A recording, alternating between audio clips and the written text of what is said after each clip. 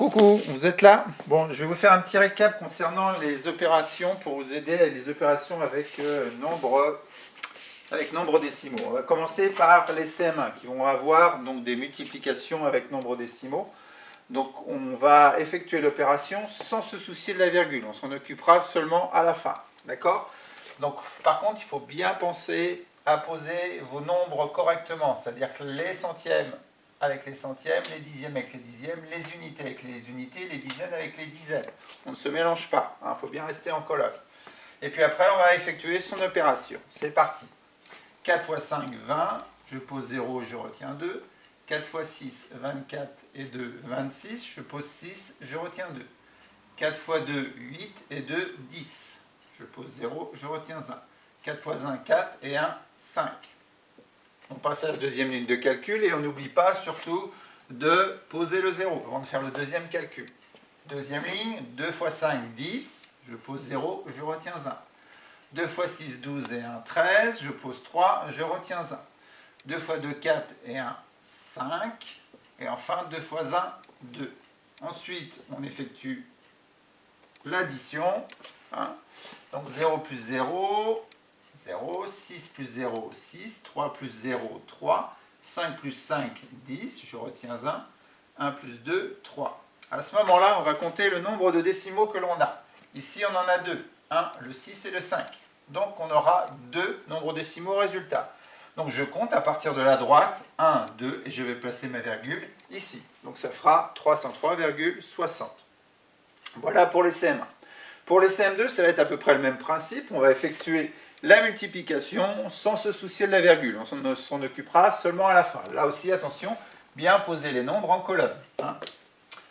Donc 5 fois 5, 25. Je pose 5, je retiens 2. 6 fois 5, 30 et 2, 32. Je pose 2, je retiens 3. 5 fois 2, 10 et 3, 13. Je pose 3, je retiens 1. 5 fois 1, 5 et 1, 6. Voilà pour la première ligne de calcul. On va passer ensuite à la deuxième. On n'oublie pas de poser le 0.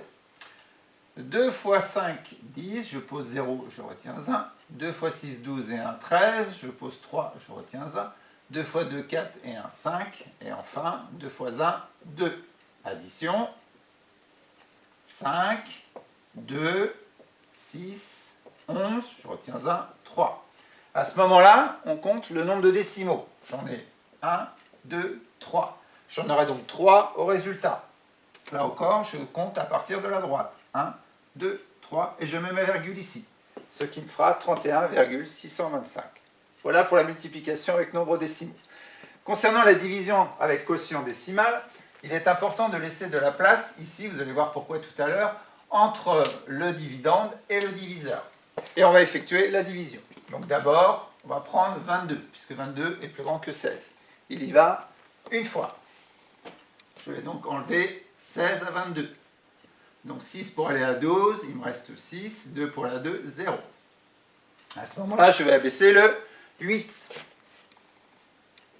Et je vais donc diviser 68 par 16. Donc je vais chercher dans la table de 16 combien de fois je peux avoir 16 dans la table pour aller à 68. Donc on va essayer par exemple 16 fois 4.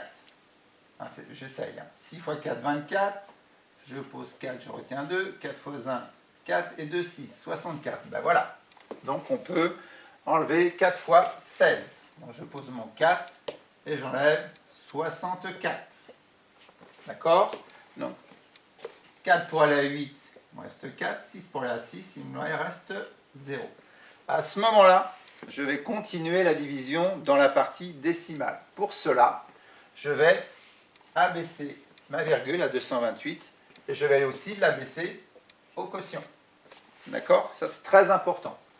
Et une fois que j'aurai fait ça, je pourrai ajouter un 0, le 0 des dixièmes. D'accord? Ce 0 des dixièmes, je vais l'abaisser. Et je vais donc diviser 40 par 16. Donc je vais chercher dans la table de 16 à me rapprocher le plus près de 40. Le plus près, c'est 2, puisque 2 fois 16, 32. Donc je vais donc ôter 32 à 40. Il me reste 8. À ce moment-là, je vais pouvoir ajouter encore un autre 0, le 0 des centièmes, sans rajouter de virgule. Une fois qu'on a passé la virgule, on ne le fait qu'une seule fois. Et je baisse mon 0. Voilà. Dans 80, j'ai cherché à me rapprocher le plus près, dans la table de 16, à me rapprocher le plus près de 80. Est-ce qu'il n'y irait pas 5 fois par hasard? On essaye. 6 fois 5, 30. Je pose 0, je retiens 3. 1 fois 5, 5. Et 3, ça fait 8. Et bien c'est parfait. Donc, je vais pouvoir enlever 16 fois 5 à 80, ce qui fait 80. Donc, il reste 0. Ma division est terminée. Donc, le résultat, c'est 14,25 et il reste 0.